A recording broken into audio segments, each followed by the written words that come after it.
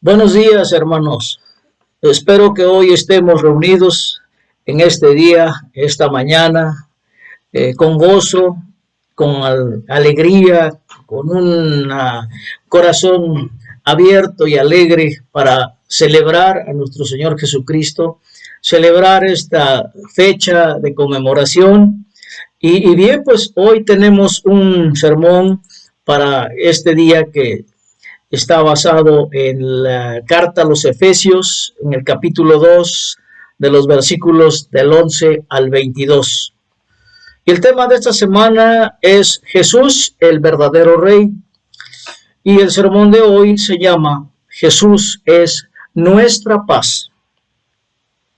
Y la carta de Pablo a los Efesios anuncia que Jesús, como nuestra paz, que ha derribado el muro de hostilidad que divide y nos ha abierto las puertas para la convivencia pacífica. Y bien, pues hoy vamos a tratar un tema por demás escabroso, pero muy importante que lo tomemos en cuenta porque nos va a ayudar a mejorar y a bendecir más que nada nuestras relaciones. No sé, hermano, qué te vino a la mente cuando escuchaste el título del sermón.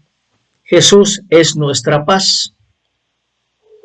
A lo mejor se te alegraron los oídos con la esperanza de escuchar algo, algún estímulo o algo que nos ayude a contrarrestar esta división, esta polarización que vemos en este mundo hoy.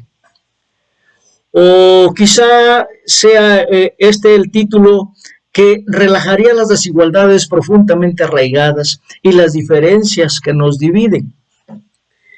Y bueno, quizá el mismo anuncio de que Jesús es nuestra paz ayude a pacificar y aliviar la hostilidad acumulada entre las personas.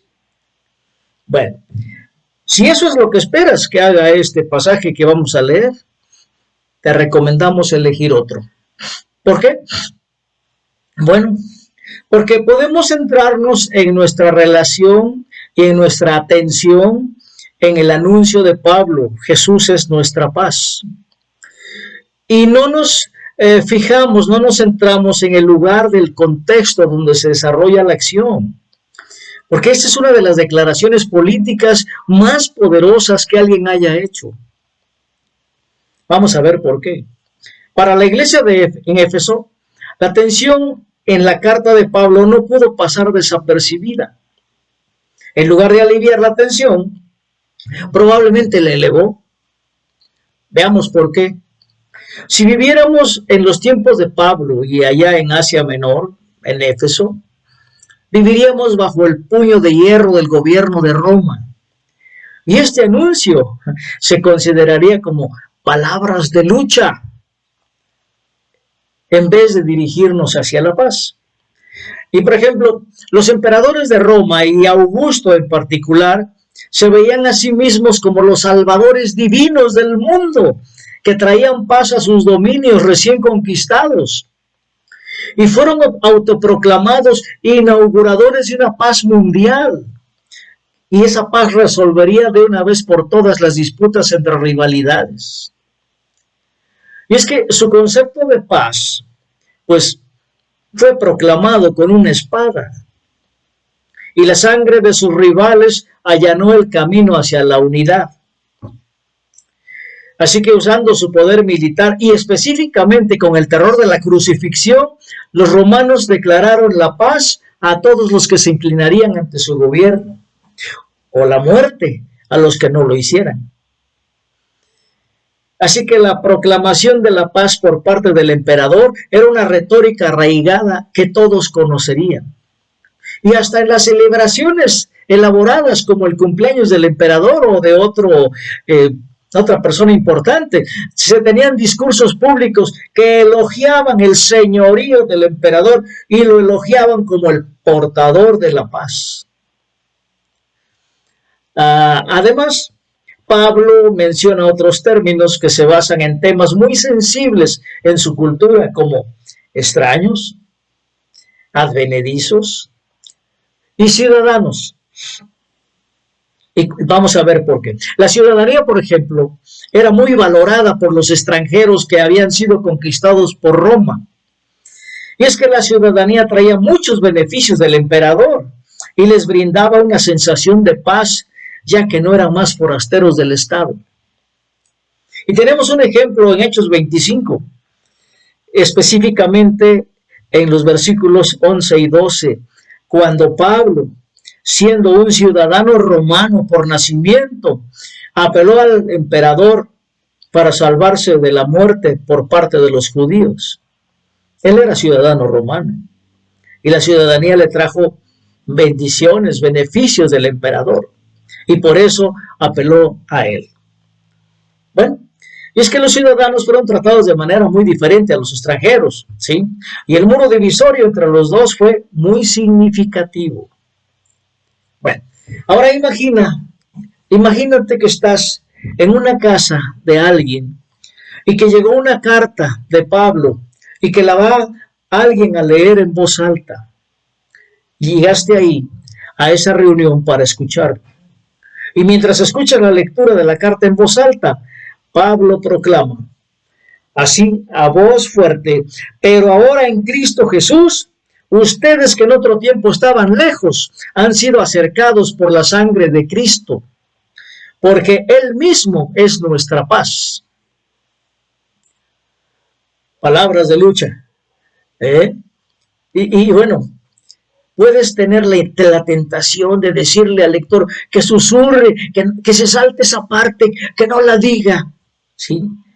Puedes revisar la puerta a ver si está cerrada, no sé, que alguien llegue de momento. Y es que escuchar semejante proclamación en ese tiempo podría llevarte a aguas traicioneras. Y ese, hermanos y hermanas, es el texto que vamos a ver hoy y tenemos ante nosotros. El lenguaje de la carta de Pablo puede que no haga enojar a las élites políticas de hoy en nuestro tiempo, pero el contenido y el mensaje de su carta todavía son fuertes de contenido. Y cualquier proclamación de otro señor que no sean los ídolos ante los que los gobernantes de nuestros días quisieran que nos inclináramos sería una amenaza. Y hermanos, desafortunadamente hay países en este tiempo en que prohíben la proclamación del evangelio. Y bien, nos guste o no, proclamar a Jesús como Señor, el que es nuestra paz, es convertirnos en un extraño, en un mundo empeñado en el control y el poder. Y sería ingenuo pensar que no sería así. Pero es que nosotros no tenemos control sobre cómo el mundo y sus líderes autoproclamados responderán al evangelio. Y la realidad es que solo nos tenemos a nosotros mismos para responder. Bueno, después de todo, esta carta no fue enviada a gusto. Fue enviada a creyentes como tú y como yo, en una pequeña iglesia reunida para escuchar buenas noticias. Amén. Y seamos realistas, no estamos muy lejos de las formas divisorias y controladoras de este mundo. También en este caso seríamos ingenuos al pensar que nuestra cultura no nos contagia. Y Pablo tiene algunos recordatorios que necesitamos escuchar tanto hoy como en el tiempo que se escribió la carta. Démonos cuenta cómo Pablo comienza esta parte. Versículos 11 y 12. Dice así: por lo tanto, recuerden ustedes los gentiles de nacimiento, los que son llamados incircuncisos por aquellos que se llaman de la circuncisión, la cual se hace en el cuerpo por mano humana. Recuerden que en ese entonces ustedes estaban separados de Cristo, excluidos de la ciudadanía de Israel y ajenos a los pactos de la promesa, sin esperanza y sin Dios en el mundo. Es fuerte esto. Y Pablo comienza recordando a los gentiles de dónde venían. Él está tratando de protegerlos a ellos y a nosotros también de cometer el mismo error que los judíos cometieron con sus diferencias. Los judíos fueron llamados desde un principio a ser una bendición y una luz para las naciones. Es por eso que fueron hechos para ser diferentes y apartados. Y sus diferencias nunca tuvieron la intención de convertirse en muros de división que los separaran de los gentiles. Pero eso es lo que pasó después.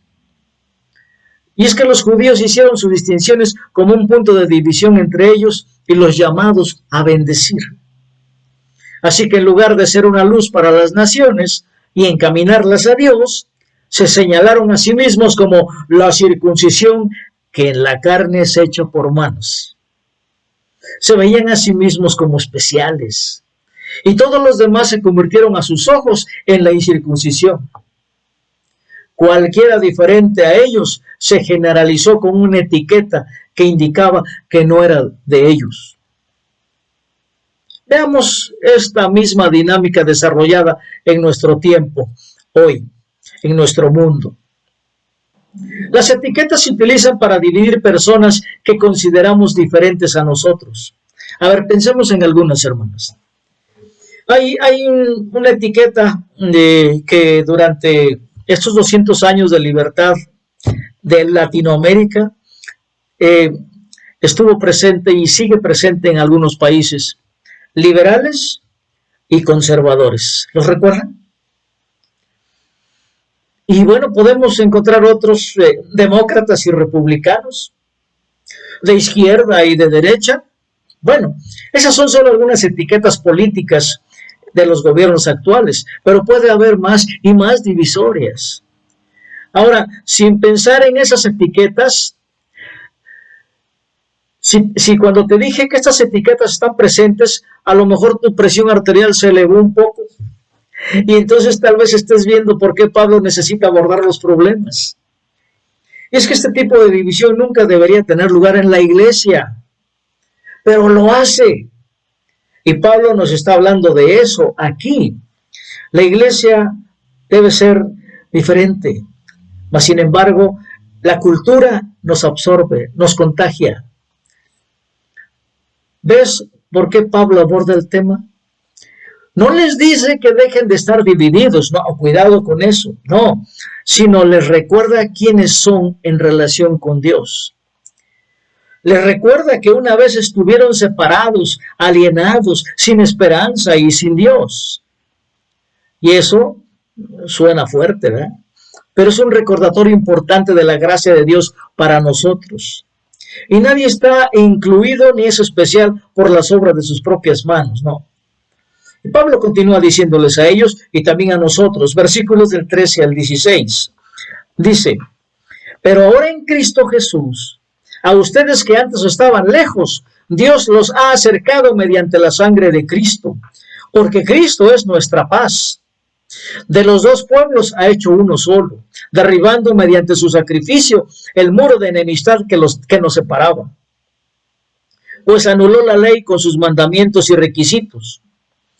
Esto lo hizo para crear en sí mismo de los dos pueblos una nueva humanidad al hacer la paz, para reconciliar con Dios a ambos en un solo cuerpo mediante la cruz, por la que dio muerte a la enemistad. Amén. Pablo no está hablando de algo por lo que debieran esforzarse, ni les está diciendo que tienen algún potencial o posibilidad si solo se esforzaran por llevarse bien. No, les dice lo que es la verdad, les dice lo que ya ha sido realizado en Cristo. Y aquí aquí no hay lugar para el orgullo.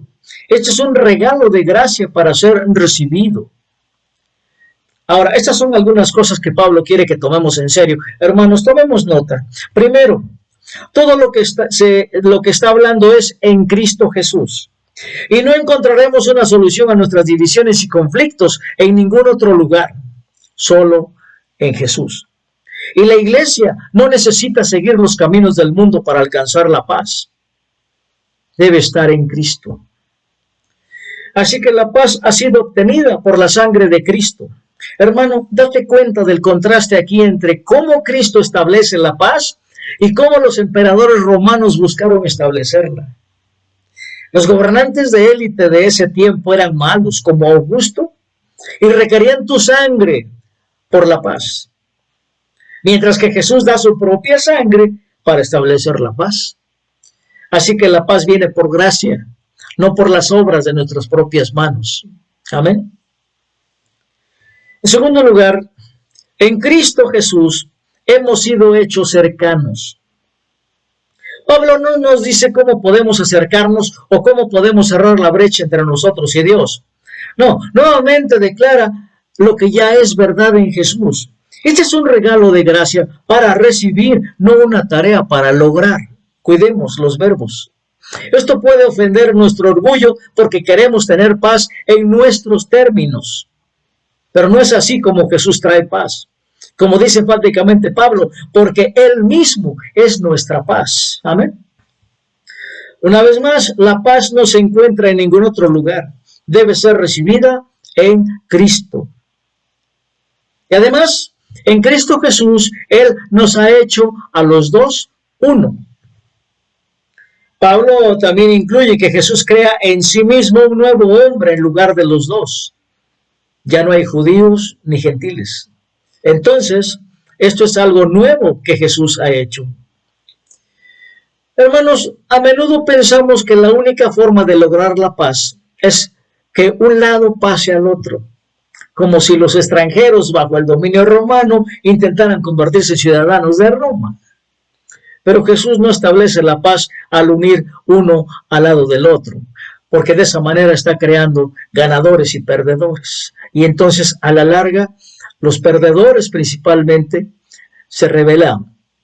¿Sí? Bueno, no se nos olvide, Él crea un tercer lugar nuevo de paz en sí mismo para que ambos lados florezcan y sean una bendición para el otro. Amén. Esto es lo más importante, hermanos. Vamos a subrayar esto que sigue. No está tratando de eliminar las diferencias, no. Las diferencias también son una bendición. Y la iglesia se volverá mejor a medida que lleguemos a recordar que cada uno de nosotros y nuestras diferencias dadas por Dios, hechas en la carne por manos, son bendiciones para el otro. Y cualquiera que sea el grupo en el que te encuentres, hermano, ¿ves a las otras personas y sus diferencias como bendiciones? ¿Te das cuenta que el que antes era tu enemigo ahora es una bendición para ti? ¿En Cristo? ¿O buscas ser bendición para ellos? ¿Que de tu corazón nace ser bendición para aquellos? Bien lo dijo Cristo, que amemos a nuestros enemigos y oremos por ellos.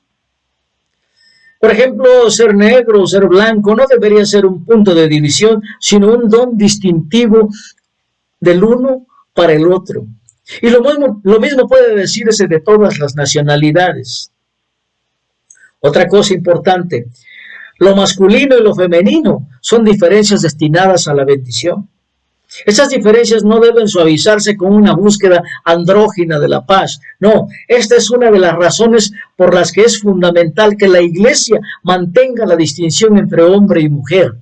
No es una cuestión de política, es una realidad. La mujer es una bendición para el hombre es una bendición para la mujer. Y todos somos bendición el uno para el otro. Qué hermoso, ¿verdad? Bueno, una cosa más para resaltar es que Pablo nos recuerda que el muro divisorio de hostilidad ha sido derribado. La hostilidad ha sido acabada. Hermano, nota que no son las diferencias las que se destruyen, sino la hostilidad que tenemos sobre esas diferencias. Qué maravilloso recordatorio de la realidad que tenemos en esta fuerte carta de Pablo. ¿No te das cuenta, hermano? ¿O no lo crees así? No tenemos que aferrarnos a ninguna hostilidad que podamos tener por nuestras diferencias, no. Las diferencias no son una amenaza para quienes somos en Cristo. En lugar de luchar contra otros para que reconozcan y elogien tus diferencias o las mías, o denuncien las de ellos, en la iglesia podemos estar agradecidos unos por otros en Cristo. Y creo que Dios nos ha bendecido y tengo entendido y sé que en sus corazones de ustedes hay ese amor y hemos sentido la presencia de Dios de ser bendición el uno para el otro. ¿No lo crees así, hermano?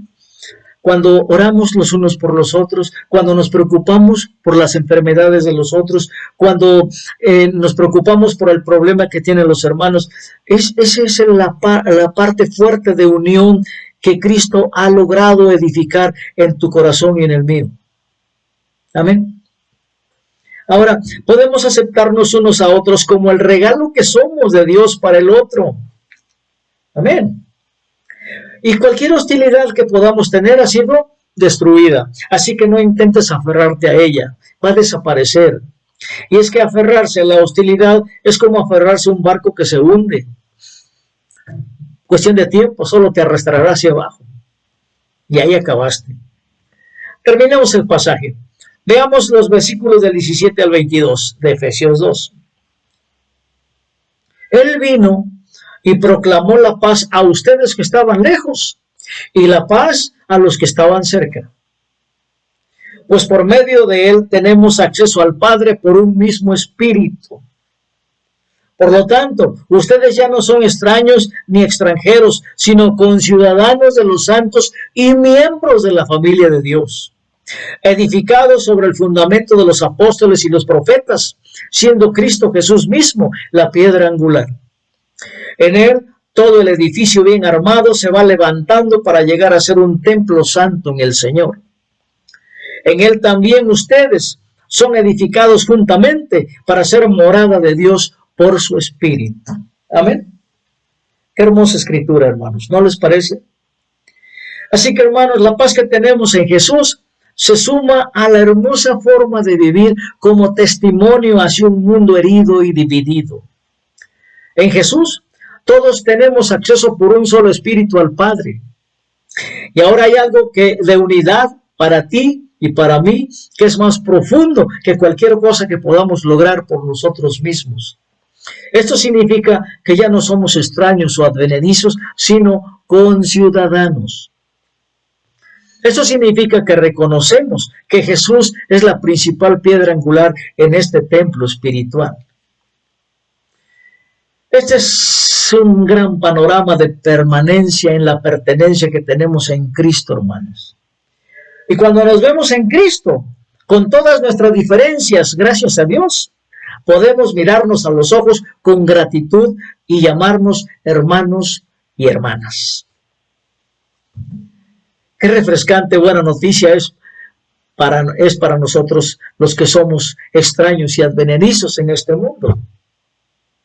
Y qué alivio es ese llamado a la pertenencia para aquellos que están etiquetados como forasteros y se sienten lejos de pertenecer.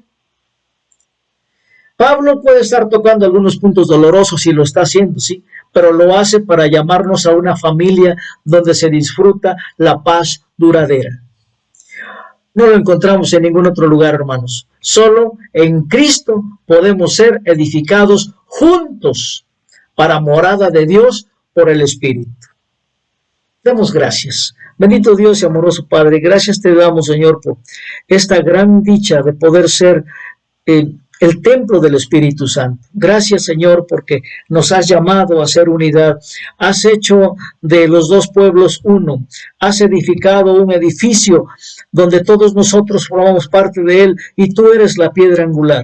Gracias, bendito Dios, por llevarnos a esos límites, a esos niveles de crecimiento espiritual y de comprensión de tu palabra, Señor.